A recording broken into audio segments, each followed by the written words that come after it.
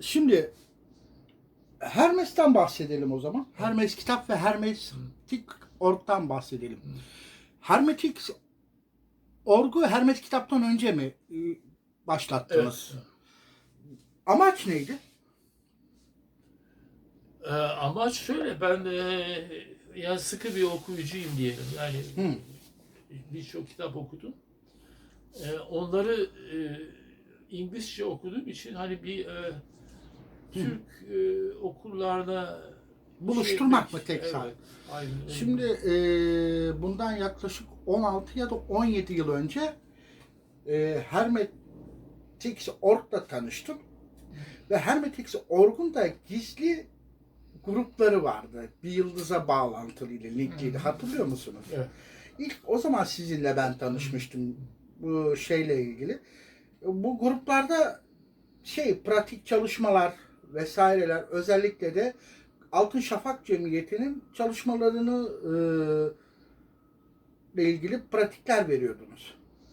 Bilgiler veriyordunuz orada.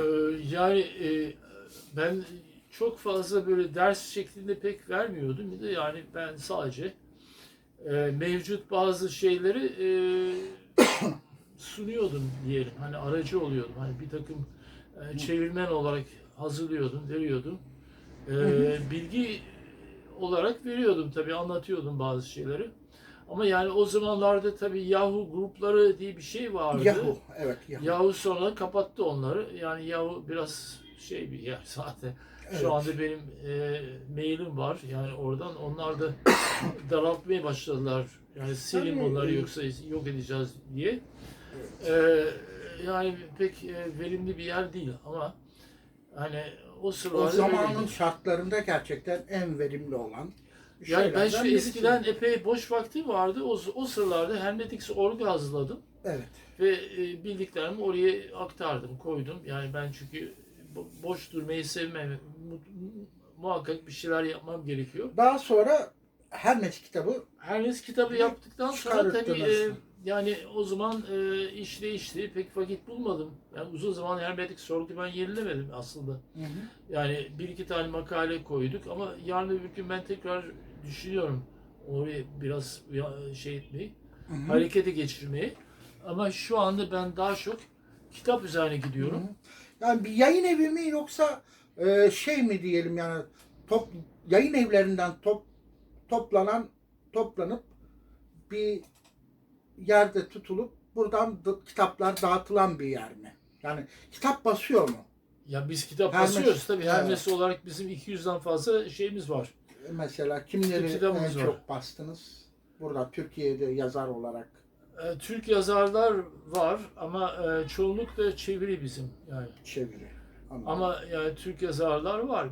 Yani onlar şey mi? Biraz daha yetersiz mi? Özellikle ezoterizm konularında Türk Yok, yazarlar. öyle bir şey ben hiçbir zaman söylemem bir yazar için. Hı hı. Hani adamlar kendileri böyle bir şeyler yapıyor. Tabii Cihangir Genel var mesela, bayağı kitapları var Hı hı. bizde. Onun dışında başka Mesela Aytunç Altındal'ın kitaplarını bastınız mı? yok, hayır. Basmadınız Yok. değil mi? O da ezoterizm konusunda gerçekten iyi diye biliniyor. Yani ezoterik çevreler tarafından çok yüksek Yani biliniyor ama şimdi onu sanırım Alfa basıyordu. Basıyor Alfa en basıyordu. son. Evet. Sonra vefat etti. Öldü. Yani Ee, öldürüldü diye de duyduk. Var öyle hikayeler, bilemiyorum. Yani bilmiyorum, komplo teorisine giriyor. Hı hı. Onun bazı şeyleri biraz şüpheli de buldum. Yani bilmiyorum hani bazı çok spekülasyon var. İşte Maçka'da yok işte bir bina var da onun işte bilmem kaç sütun var. O da bu demek ki bunlar gül açlı. Yani o tip şeylere ben pek girmiyorum. Hani böyle kesin olarak bir şey söylemek zor bu konularda. Olabilir yani, belki de bir gülaç merkezi vardır burada ama e, yani bunu kesin şeyleri ben olmayan, hani kesin olarak üzerine parmak koyamayacağım bir şeye pek şey etmem yani. Şimdi Gülhaç dediniz. Ben tekrardan bu sefer Hermetics or Golden Dawn demek zorunda kalacağım. Çünkü Hermetic Golden Dawn, yani Hermetik Altın Şafak Cemiyeti'nin iç çemberi Gülhaç Cemiyeti. Evet. Yani şimdi ne kadar size yabancı olabilir ki, yani Gülhaç ne kadar yani kötü olabilir ki? Yok, kötü diye bir şey yok. Yani kötü demiyorum ben. Ama Altın, yani altından Altın Şafak cemiyeti çok farklı, yani İngiltere'de ortaya çıkan ve biraz da esrarengiz bir şekilde ortaya çıkan, çünkü bir el yazması falan var. Orada da bir takım ritüeller, bilgiler falan alındı ve ayrıca bir takım kontaklar da kuruldu daha eski Gülhaç cemiyetlerden. Hı hı. Onun için yani oradaki çok yoğun bir sistem olduğunu söyleyebiliriz. Yani bu tek sistem değil aslında. Yani başka şeyler de var, okült cemiyetler de var. Fakat Altın Şafak sisteminde ne var? Çok fazla bize göre belki e, Hristiyan Yahudi kültüründen çok şey var. Ama Esintiler yani çok var. esas itibariyle okült gizemleri, yani ezoterik gizemlerin kökenleri İbrani dinlerden eski. Ama İbrani dinler kendine göre uyarlamışlar. Hani mesela Kabala çok yoğun bir sistem. Fakat orada yani diyebiliriz ki burada herhalde yani bir Mezopotamya veya başka etkiler, yani belki Mısır'dan da bir şeyler alınmış. Yani bir gizli okul öğretileri buraya geçmiş.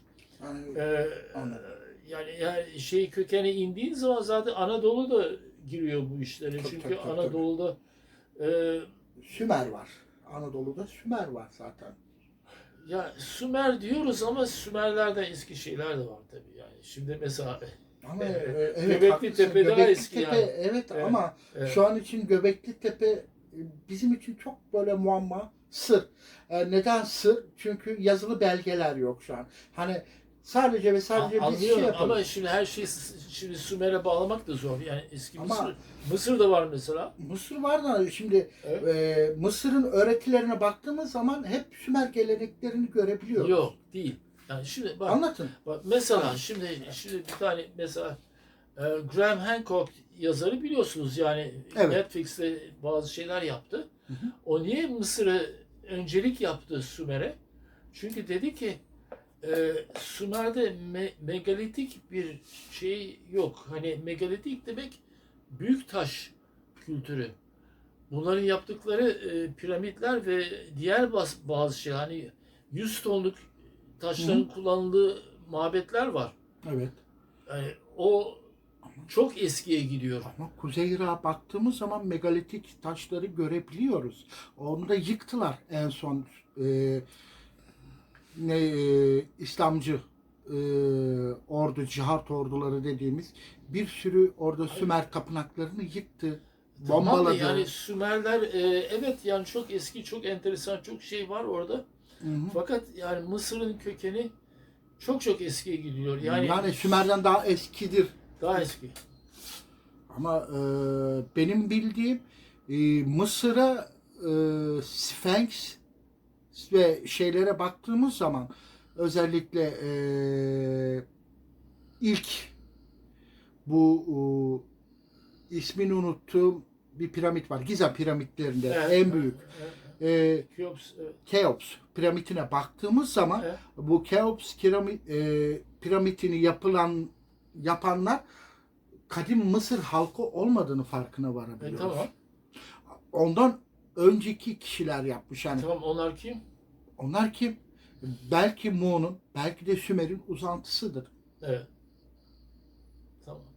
Ama yani daha Hmm. çözülmemiş şeyler var orada. Yani Sphinx'in mesela yaptığı tespite göre e, en az milattan 7000, 8000, belki çok daha fazla eski olduğu düşünülüyor. Bir de yani piramitlerin tabii ki tespit edildi, yani 2700 sene önce inşaat yapıldı ama ondan önce bir temeli vardı herhalde, bir şeyler. Temeli vardı. Artı şöyle baktığımız zaman hieroglifleri inceledikleri zaman, karbon ölçümü yaptıkları zaman hieroglifler çok daha sonra işlenmiştir yapılan yapılara. Hani daha önce yoktu bu yapılar. Piramitlerin içinde zaten yani büyük piramitlerin içinde herhangi bir hieroglif ve resim yok zaten. Yoktu. Daha sonra işlendiğini söylüyor. Ki hala hieroglif yazılarının doğru okunup okunmadığı hakkında hala soru işaretleri var. Yani epey şey çözüldü yani aslında. Yani- Ama yani tabii onların anlamları çıkarmak ayrı bir şey. Yani çünkü Yani aslında tek bir şey olduğunu biliyorum. Hierogliflerin yani anahtarı Yunanlı birisi vardı. Özellikle Mısırlı rahiplerle takıldığını. Herodot mu diyorsun? Herodot. Evet. Herodot'tan esinlenerek hieroglifleri çözmeye çalışmışlardır arkeologlar. Ama Herodot'a ne kadar doğru bilgi verdiler?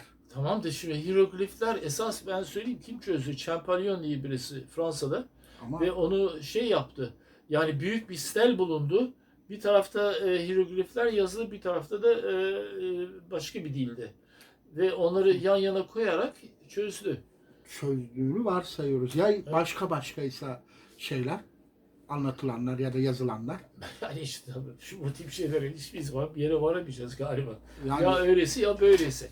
Yani ama tamam da yani şu emprist anda, olmak zorunda değiliz şu anda kabul bilimde. etmek lazım ki Mısır bilimciler hani Petrie gibi adamlar olağanüstü şeyler yaptılar. Yani araştırmalar ve çözmeler Muhakkak şeyler onu yani yapmamak lazım. şu anda Mısır Ölüler kitabı olduğu gibi çıkarıldı. Çıkarıldı.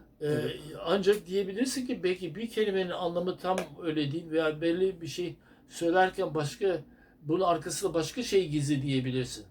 Ama hieroglif piramit tekstleri diye bir şey var. Hı. Yani bunlar 5000 senelik yazılar. Anladım. Şeyin içinde yazılmış. O Sakarya'daki basamak piramitte. Anladım. Bakıyorsun ki o zamanlarda Mısır uygarlığı olduğu gibi en yüksek noktasında nasıl oluyor ki 5000 sene önce en yüksek noktada sonra giderek dejener oluyor. O zamanlarda Zoser en eski piramit İmhotep tarafından yapıldı. İmhotep içinde şey diyorlar. Çok büyük Adam bir hekim, tekin, baş bilim adamı. rahip Hepsi vardı. ve mimar. Yani bütün bu Çok şey zekiydi. bir Rönesans adamı nasıl oluyor pat diye ortaya çıkıyor? Yani Rönesans adamları nasıl ortaya çıkıyor? Birçok eski kültürü adamlar inceliyorlar ve bir araya getirip Rönesans adamı oluyorlar. Yani şeyi bilme şeysi. Anladım. Ama yani bir taş devrinden pat diye ortaya çıkan bir uygarlık aniden böyle bir Rönesans adamı yaratamaz yani.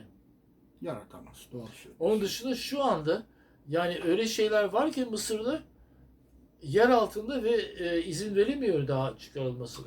Ama ben Sümerciyim ve Tamam, anladım Sümer'in ama Mısır'dan daha büyük geçmiş olduğuna yani inananlardanım. inanabilirsin tamam ama mesela bak Herodot gittiği zaman Mısır'a Biraz da palavracı olarak da yok tanınır yani kendisi. adam en büyük bir tarihçi ama bazı şeyleri yanlış almış olabilir. Tabii. Abartı, yalan Bazı oldu. olabilir Mesela yani. Herodot'u en büyük şeyde Ne? yalanını yakalarız. Özellikle bu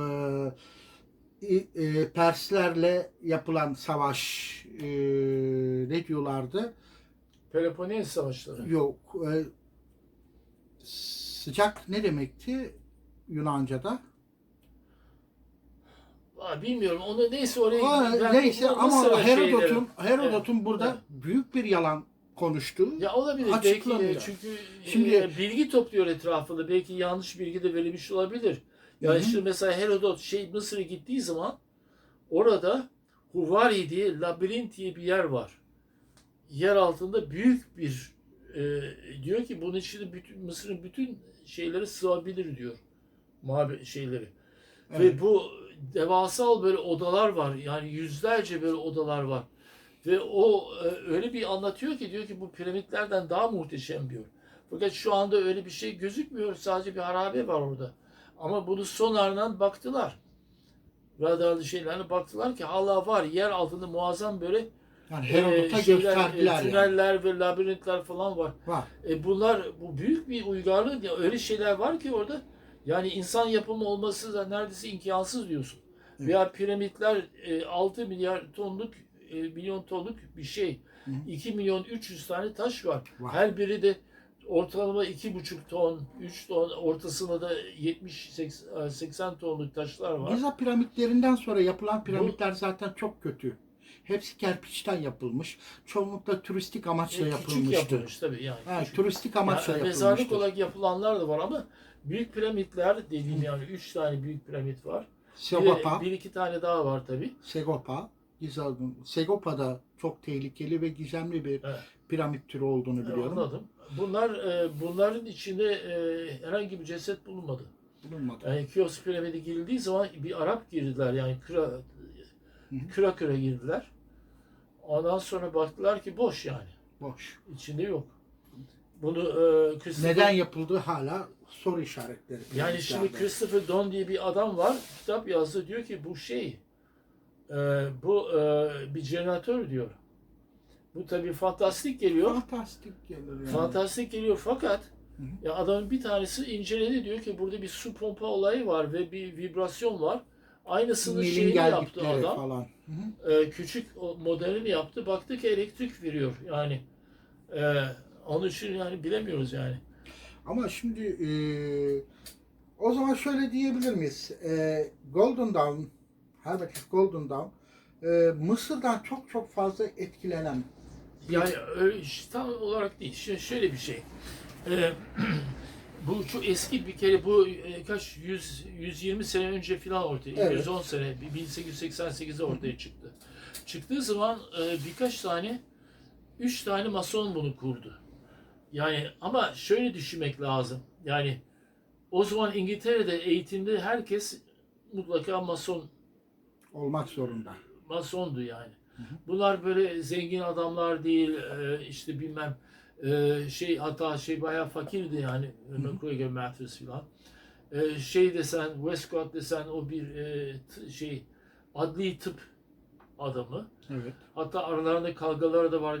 Yani bunlar da bir herhangi bir şeyi tutturamazsın. Hani bir diyelim ki komplo teorisi tutturamazsın. Bunlar bir tanesi eline bir el yazması geçiyor 60 sayfalık ve orada Evet. daha önceki bazı kişiler tarafından yani gerek Gülaç gerek cemiyetlerde bilgi toplayanlardan bir tanesi tarafından hazırlanmış. Bir yerden bunları kopyalamış, notlar almış. Bunu deniliyor ki Almanya'da kalan bir gizli. Yani bu gizli örgütlerin bazılarının kapandığı zaman bütün bilgileri yok oluyor. Şimdi mesela var. Almanya'da bir kere ilk Tuğleke tarikatı mesela. yani onda Almanya'da. fazla bir şey yok tamam. Hı. Ama yani şimdi ilk Gülaç 17. asır yani 1614 filan civarında çıktı ve güya onu ilk kuran Christian Rosenkreuz Şam'a gidiyor ve orada duyuyor bir yerde böyle bir merkez var ve büyük bilgili kişiler var. Oraya gidiyor ve diyorlar ki seni bekliyorduk diyorlar ve orada eğitim alıyor. Sonra Tunus'a gidiyor, bir takım yerlere giriyor. O zamanlar Araplar çok gelişmişti. O